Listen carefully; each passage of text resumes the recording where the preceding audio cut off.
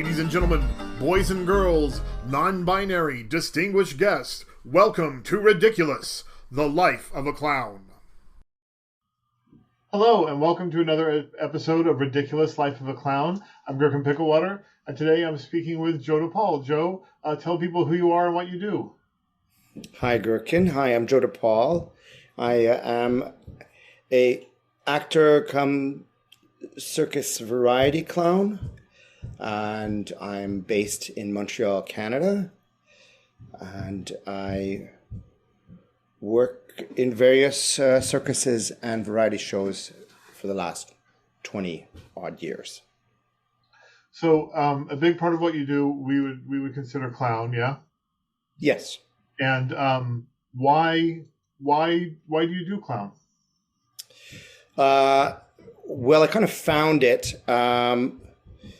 There's a lot of reasons. I just feel that it suits me to create my own work and use my physicality. And I really, when I first encountered it, I really was turned on by the idea that, wow, we can embrace our failure and our idiot selves and feel so much freedom when we do that. Yes, absolutely. What brought you to clown in the first place? What was your origins? Yeah, well, I was trained as an actor, and in Montreal there was during the 90s there wasn't a lot of work for me, and I was writing a lot and organizing little cabarets and sketches and storytelling and mime. I was just exploring, and I almost enjoyed it more than the gigs I was getting. And then one day I saw an ad in the paper for Cirque du Soleil, a really ridiculous ad saying we're looking for tall, short, character size people. Come and audition, and I auditioned and went past the first round, and they then a few months later called me and said we're doing a creation, and the clown director wants to audition a bunch of clowns, and it was Michel Delaire, a Montrealer who ended up living in France, one of the original clowns of Cirque du Soleil, and he held a 4-day workshop, and he basically said to the casting people at Cirque du Soleil, I'm gonna hold this workshop for a group of clowns from North America, and you guys watch and we'll discuss who you think is suitable for your show. And so it was a workshop / audition, and after the second day of working with him, I said, I don't care if I get this job or not. I want to do this. And one of the simple reasons, there was so much that happened so rapidly to me in those days with him. But I remember getting a laugh, and he just said, why did you stop? I said, I don't know. And he's like, you are free to go on with that as long as you want. Whatever funny thing you found, whatever amusement and pleasure you're having, you have the right to continue being amused. And there are no other rules. I was just blown away by this. It was challenging me to fulfill myself, to go beyond what I felt was normal. And yeah. That's amazing. That's I've auditioned for Cirque a number of times, and I really enjoyed it most of the times. Last time there was some weird miscommunication, and I don't think they'll ever have me back again. But I made it like 4 rounds into my final set of callbacks, so I've always been happy about that. And yeah, the workshop and the play. Well, I first met you through a workshop in California, in San Francisco, through the Clown Conservatory about 10 years ago, I think it was, and that was a really, really great workshop that you did. When it comes to, we'll jump around a little bit. When it comes to teaching, what are your goals, and what is your methodology? My goals are that everybody has a chance to feel safe and discover the many, many layers of themselves. And my, how do I put it? Like, teach very often at a theater school right now, and I like to turn the class on its head. Where the first thing I say is, you are not here to succeed, and you are not here to be efficient or have results. So just get that out of our heads, and to turn our society upside down like that and say, you belong to a group. Clowns are considered a group of people who have faults and failures, who are vulnerable. And to see people go on stage and feel vulnerable and just sit in that place and become comfortable in that place. And when they're not scared anymore of, what am I supposed to do? I don't want to look bad. When you start to get comfortable enough to not worry about that, then you listen to yourself. And when you see people listen to intuition and instinct versus ideas and what we want to be and how we want to be seen, when you start listening to intuition and instinct, you listen to yourself and you express yourself as you are. And it's always, I think it's always beautiful and funny when that happens. That beats a clever idea anytime in my books. Yeah, and we do a lot, and it's all to laugh. It's all for a laugh. It's all for amusement.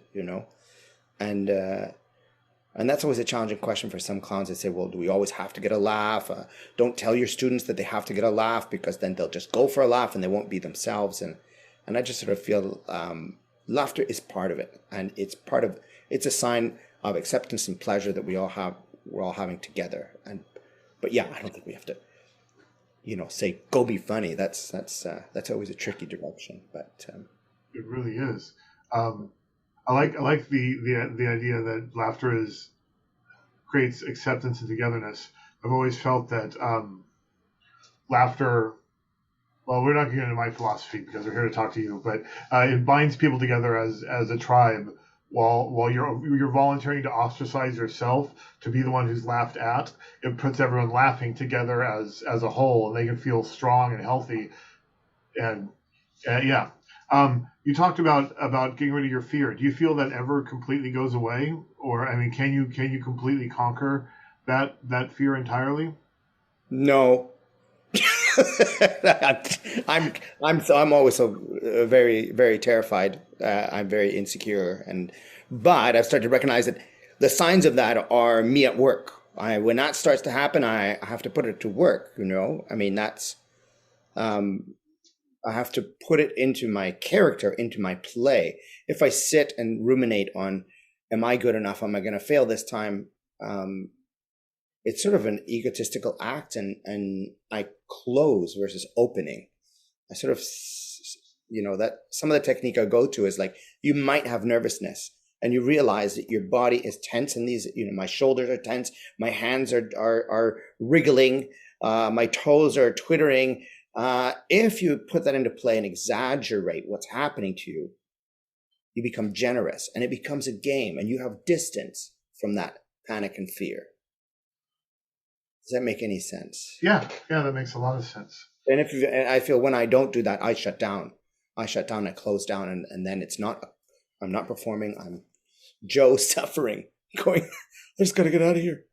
But no, it doesn't. I feel it doesn't go away. I think that I always try to remind myself, in hindsight, I will be thankful for all this nervousness and stress I'm going through.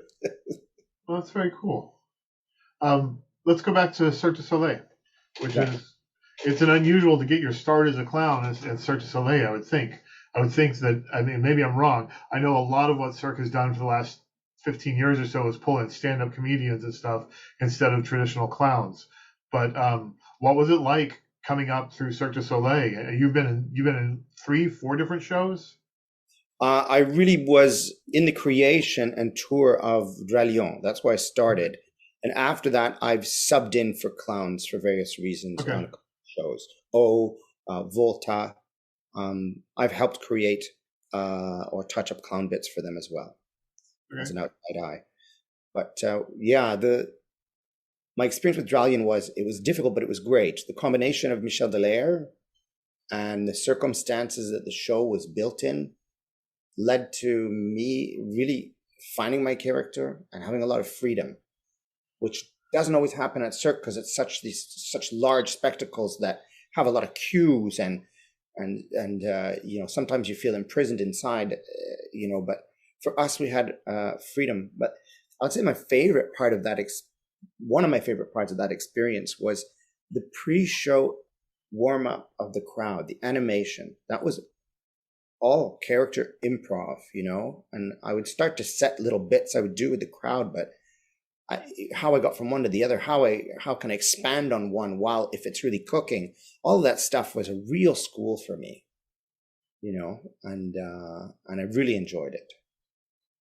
That's great. And then after Cirque, what was the transition from Cirque to Teatro Zinzani? That there was a few years between where when I left Cirque, I left without.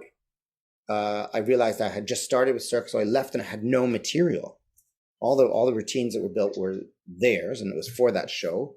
And I started by taking a workshop again with Michel Dallaire, and I started. I remember talking to him and saying, "I got to come up with new numbers and acts." And in that first workshop, I came up with an act, and then I started to sell it to. I performed it a couple of places here and there to get warmed up, and then I performed it in Salto Natale in Switzerland. Little parenthesis, I also left tour and I moved in with my now present wife. So she was living in Paris, and I was like, you know what? I'm leaving tour. I'm going to go in Europe and live in Paris and figure out what's going on there. And so I started to work these new routines, a new repertoire. I started to build them and work them in cabaret and dinner shows in Germany. And I met some artists in a dinner show in Germany who worked at Zinzani, and they said, you got to get out here to San Francisco or Seattle, I think was both the two theaters at that time. You got to get out here. It's really great conditions and the people are terrific. And so I sent a video out to them. And by that time, the artists in the show already knew about me, and so they all said to the owner, like, you get this guy out here, And I went out there for one contract, and I've been working for them every year for like 14 years now. So what's that been like? What's it been like being at Zinzani and that very different kind of show? It's great. I really one thing I really like about it is clown is king there. I mean, it's really about a silly restaurant gone awry, where you have a clear hierarchy of restaurant positions. You're performing in a restaurant which has its challenges, but the intimacy, the people that are right around you, it's 300 people. You're running in and out of tables. There's a small center stage. It suited my work. I really fell in love with it, and it's really. I find it unpretentious. I find it can be really beautiful, but it's pretty unpretentious, And there's a simplicity that really suits clowning there. And I was surrounded by the talent there. It's great. I mean, I was not the only clown. There were all sorts of clowns of various backgrounds and experience with me, fantastic artists. So the level of talent was incredible. And I don't know, it just suited me. And every time I finished a contract, they said, when are you coming back? And I was like, oh, let's talk about it. And it just went on and on. I ended up directing 5 or 6 shows there, as well as performing. It's really home for me there. That's amazing. I've only been to see Teatro a couple of times, but every time it was an amazing show. So let's get into some of the grist of being a clown. How do you go about creating a new piece or role? What is your process? Yeah. Well, if I have a premise, I can give I mean, it's sort of different every time. But for example, I was on a gig recently, got closed because of COVID. Unfortunately, I didn't get to try my new material, but I wanted to. The theme of the show is kind of esoteric, so I said to the director, I want to do a Ouija board. I want to play with a Ouija board and predict things. And so there's one side of my brain that goes, this idea, I can spell out these jokes, and often what happens is those jokes they feel clever. They feel like, it's a gag, and a gag for me is something that happens and it's over. I may get a laugh of a gag, but it happens and it's over. What's really more and more I start to go, the first thing is like, well, where am I when I walk in? Am I nervous? Am I excited? What am I living when I walk in? What am I playing at when I walk in? And then I go improvise in that state, and coming out of that state of emotion I'm in gives me a rhythm to follow. It gives me physicality. It gives me what happens to my voice. My breath changes. In that case, I was running around very spooky, the Ouija, reverent and spooky. And then how much can I exaggerate this? How far can this go before I even have to say something, And so knowing where I am emotionally at first is very important for me. And then sort of jokes fly out when I'm in that state. So I improvise a lot. I don't like doing it alone. I don't get very far. Some of it I can do alone, but I usually drag in a colleague or my wife to go, okay, take a look at this, and it's just trial and error, and you get notes and you go, okay, exaggerate that, or, some things you thought were funny were not funny. An accident happens that you didn't plan, and that's the funniest thing about it. And I just sort of keep going with that. And then a friend of mine calls it the tunnel. Then you got to go through the tunnel where you play it many times before it's ripe. Some clowns say it's 30. Some clowns I know say it's 100. So I try to do open stages, different things like that, or I try out a new thing and start to hone how it goes. And then before long, I'll get a gig and I'll go, okay, Zinzani, they like this, my classic piece. And I'll go, okay, but I'll do my classic piece if I can also do this new piece. And they're very flexible, and they go, oh, okay. They trust me. And then I get to have 60 shows of that one piece, and it gets to be really strong. That's sort of how my voyage. And you kind of answered this, but I'm going to ask it anyway. What's your theoretical framework for knowing if something is going to be good, especially before you get it in front of an audience? How do you know that you're on the right track?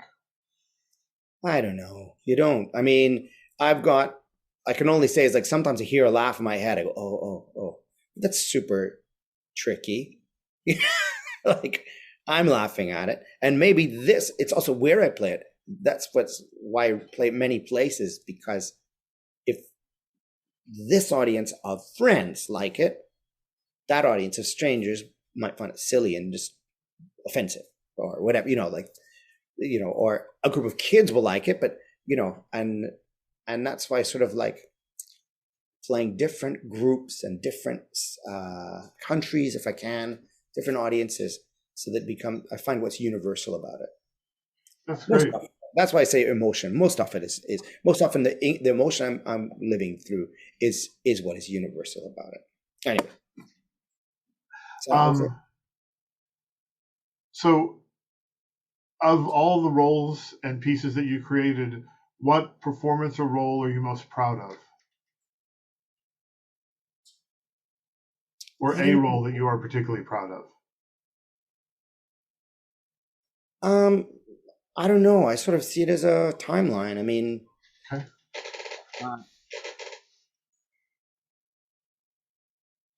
That's a really tough question. I see it as a timeline. What I did in Cirque du Soleil, I'm very proud of.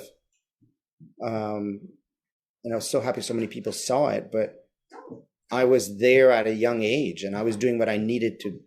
I look back at that character I was doing, and it really felt like I was relying on being cute and, love me, love me, love me. I really wanted that. And as I got older, I don't feel I'm not as cute as I was, one. And also I'm just at a different place. So I don't know. I like all the things. My solo show Placebo was really, really a good step for me to do. And I still enjoyed doing it.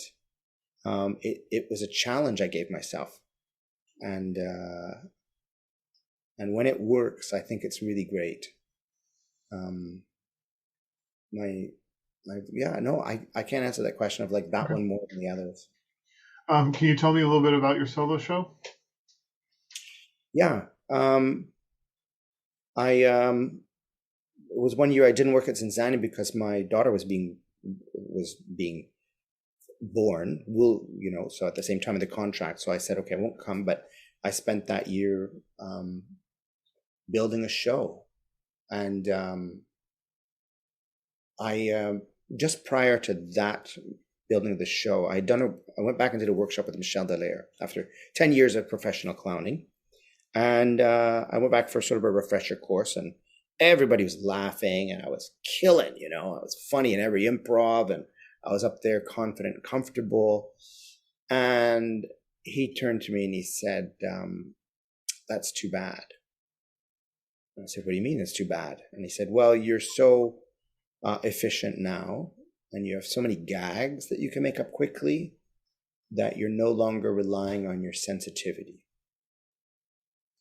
And what's beautiful about you is your sensitivity, Joe. And I was like blown away. And I had 1 week left in the workshop, and I said, okay, no more gags. Just live through the voyage. Risk not making a joke. Risk not having a laugh. Just be and stew in problems and let myself experience emotional delight and really surf those things that, that he believes are strong about me. And it was difficult and rewarding. And then I made a show where Placebo is a show where I think ultimately I was realizing that my clown is a little bit of my father, but that's another podcast, I think. But I placed my character of someone who works in a pharmaceutical laboratory, but is just answers the phone at the front desk and calls people up to test a medication, and the audience has come to test a new medication. They're guinea pigs. But that day he can't get started.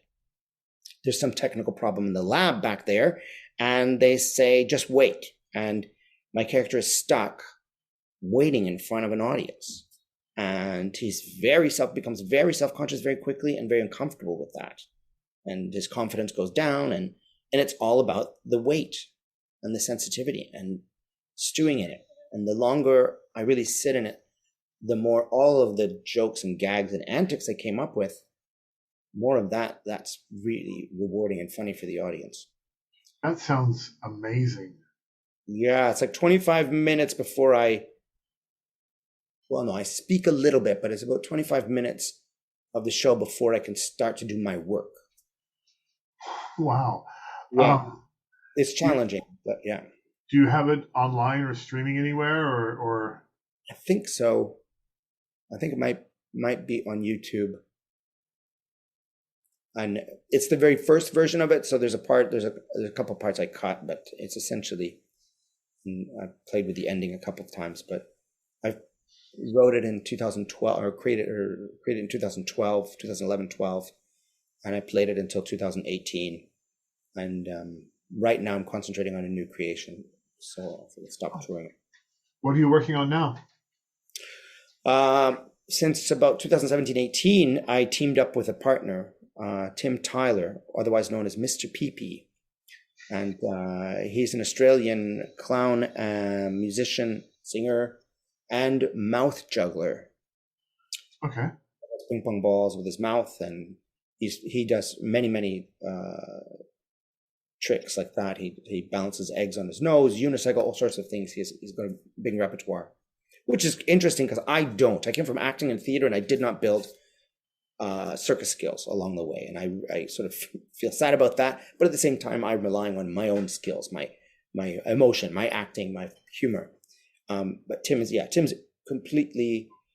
He was on a Zinzani show that I was directing, and he lives in Montreal. And I said, well, come over to my house. We'll meet about the show before we start rehearsals. And we just humanly hit it off. And I remember that week I had some fundraiser where I was going to do a sketch and a routine. And I said, Tim, let's do something together. Let's make something new and do it together at that fundraiser. And we made our first act, and then we just kept going. And we made more acts. And I remember we were we had a plan where someone on a cruise ship was looking for a show, a 45-minute show, and we said, oh, we'll pitch them we'll make a 45-minute show and pitch it to them, and we performed it. It was very rough, and we filmed it, and the person said, it's great, but can you keep your pants on more? So without going into the show, we were like, huh? Oh, and then we got other work, and I was like, forget the cruise ship, but yeah, and we have done a couple versions of this 45-minute or an hour show together, and always just like one-offs where we rehearsed, we did it. We worked as a duo at Zinzani once. We did this last version of our show we did in 2018 in a clown festival in Spain, and people really loved it. And then COVID hit, basically. I went off to work to Cirque du Soleil in 2019, and then COVID hit, and we've been waiting to work on it. And now we got a grant, and now we're finally going into rehearsal tomorrow. Oh, congratulations.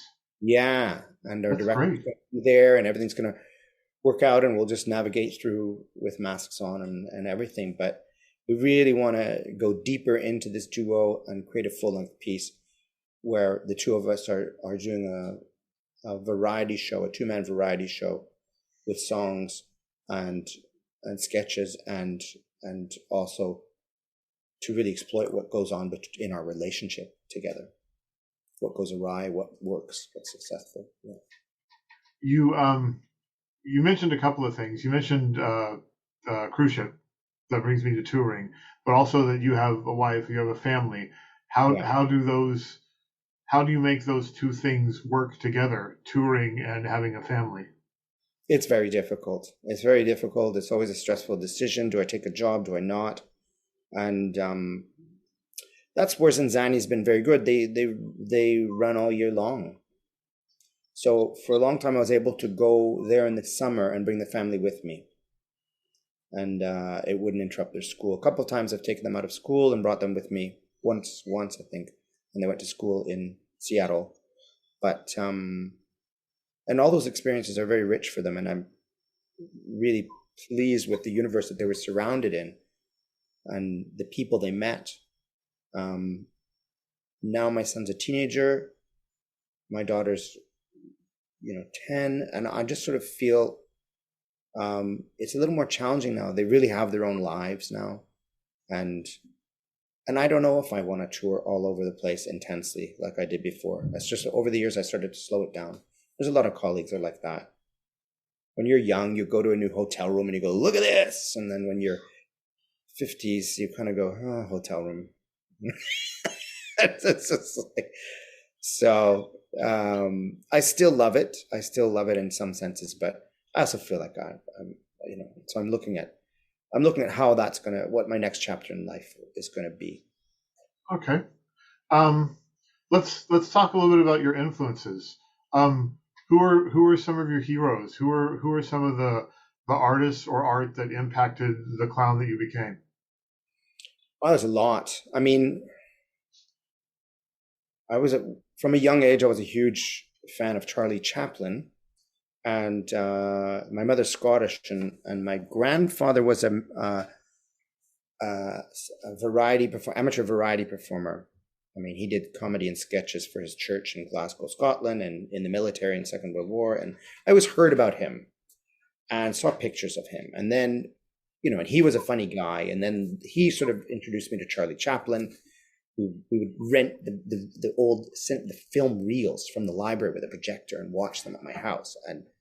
And I just was really blown away and fascinated by this great physical comedian with a great sentimentality and storyteller.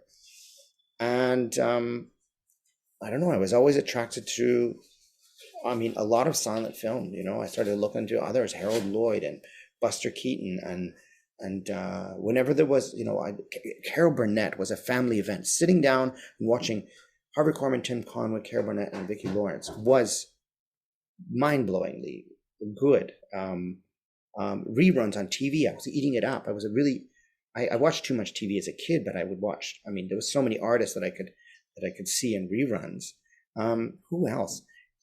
Another big one was SCTV here in Canada with Catherine O'Hara and Eugene Levy and John Candy and Rick Moranis and Martin Short. And Andrea Martin and Joe Flaherty. They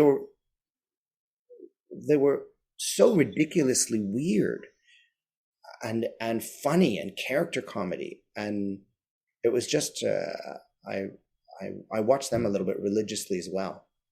Then I started to meet, I would say when I was 18, I saw my first clown show. I went to Germany and I saw a live clown show with Gardy Hutter.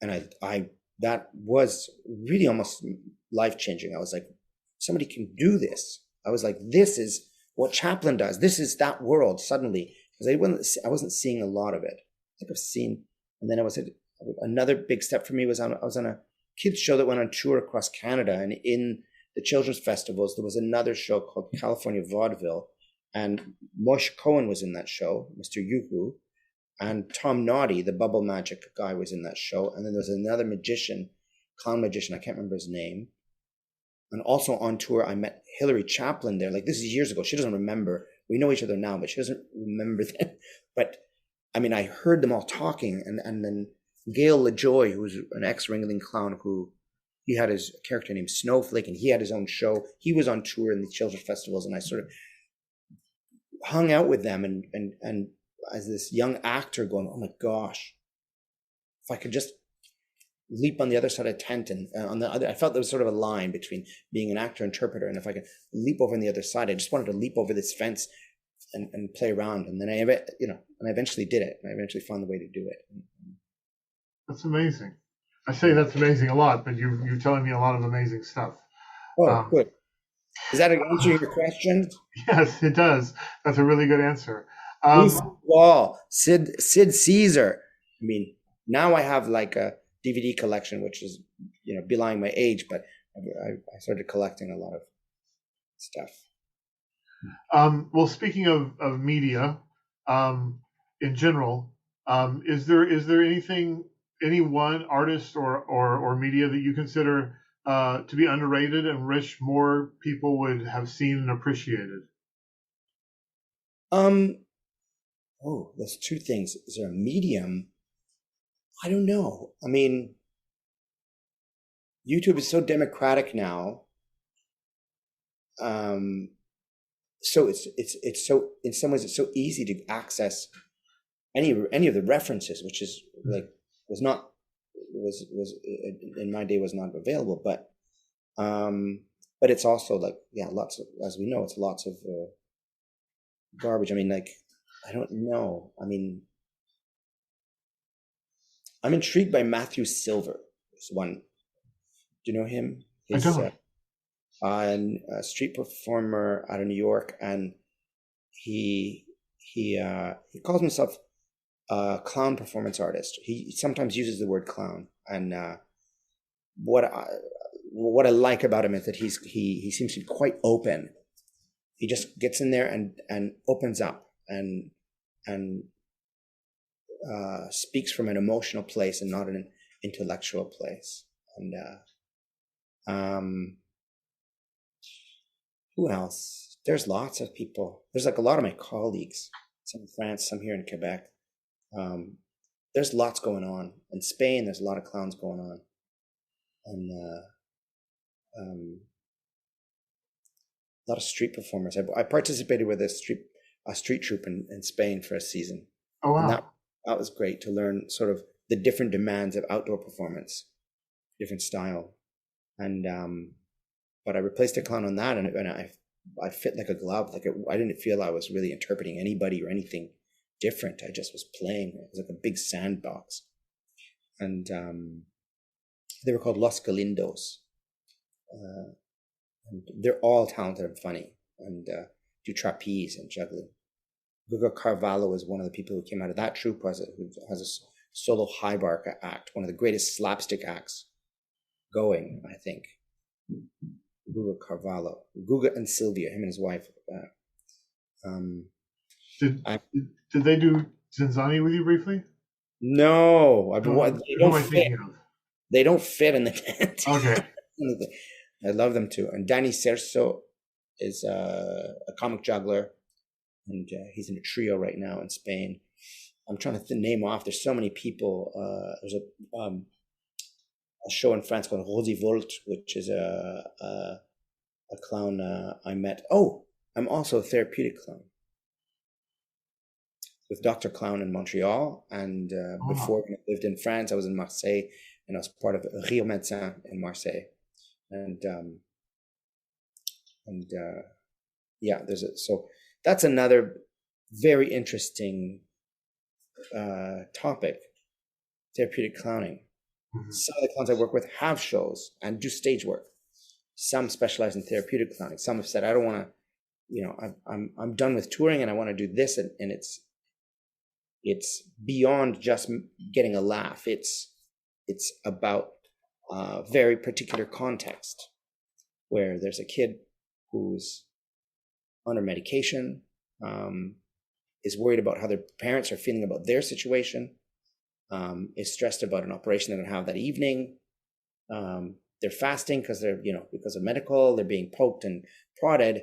And we go in and propose somebody of lower status that they can either play with and laugh with and feel distracted from their worries, or can take charge of.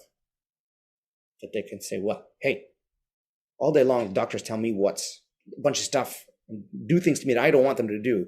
But now you two idiots, I'm going to be in charge of, and you're going to sing me a song right now, or we're going to play hide and seek, or you're going to get out of my room because I don't want to talk to you anymore. And there's something very helpful for them to go through that.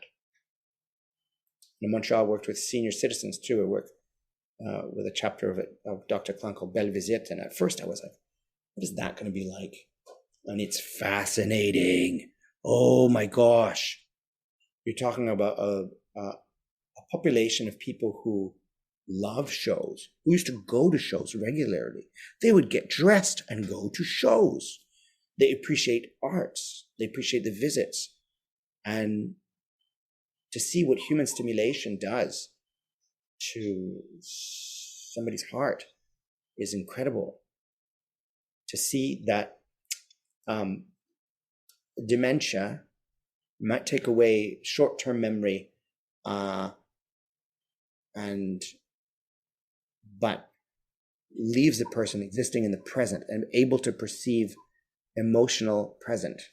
And everything I'm learning about working with people with dementia is exactly the good rules for clowning. Take your time. Let things build slowly with emotions, and repeat if you have to. There's all these little things that are suitable for working with them. And to see someone just little stories where you have, after working with playing and singing with this woman and her singing back to me, and we went to see the nursing station and said, what's her name again, the woman that we were singing with? And they would go, she sang? And I was just like, we chatted and sang. And just like, well, she's normally incommunicative. So there's a lot of amazing experiences that are, it's all improvisation with a partner. And I feel some of my best work is done there too, and you can't say it's a show context, but it's that character and clown and ridiculous. So. It's something that as a concept has appealed to me for a long time. And there is a medical clown project here in San Francisco run by Calvin Kaiku now, that I think helps a lot of people. We're almost out of time, so I got a couple more questions for you before we go. What is a role or project that you've always wanted to do, but because of logistics or money or whatever, haven't been able to? Oh, I would say, and I'm trying to change that, but there's like a lot of things I dream up and I go, and a lot of it is about people I've met or clowns I've met. And I go, I would like to get that person together. I know they live in different countries, but I would like to get that person, those people together. And imagine if we all did something, I don't know what we do, but we do a cabaret or something. And that's, very often it's a daunting, project gets too big, too daunting, and I got to go make money somewhere. So that just sort of goes to the side burner, and I want to change that now. You know, I'm sure I'll have to make money, but I sort of go. I want to do. I got to do it once in 2014 in France. I got to do my solo show, and the director of the theater said over lunch, "Do you have any other ideas you want to do?" And I said, "I want to do a cabaret with some of my favorite people." And she says, "Put it together." And it was administratively, it was very difficult, but my biggest joy was the audience enjoyed it, and every artist in that group would come to me aside and go, "Hey, those other guys are really great," and I'm like, "I know," you know, and then, that's I know. So it was just to, yeah, that I would say that's my next step. I think is I really want to follow through on bringing together clowns in a really cool encounter. Okay, that's very cool. Okay, 2 more questions. I think I said 2 more questions already, but 2 more questions. You've already told us about the show that you're working on, but where can people find you and your work online? Oh, I'm not very good at that. I guess I got to get better at that. But Tim Tyler and I have a Facebook page. Okay. Joe DePaul has a Facebook page. I should probably switch it over to a pro page, but you know, it's Tim and Tyler and Joe DePaul are listed on my page. I have a website called Mr. Joe DePaul that is this very outdated, unkempt thing. Tim and I have a website. I think it's called Timothy Tyler / Tim and Joe. I have a lot of my stuff is on Vimeo. And there's some stuff on YouTube. I'm on Instagram.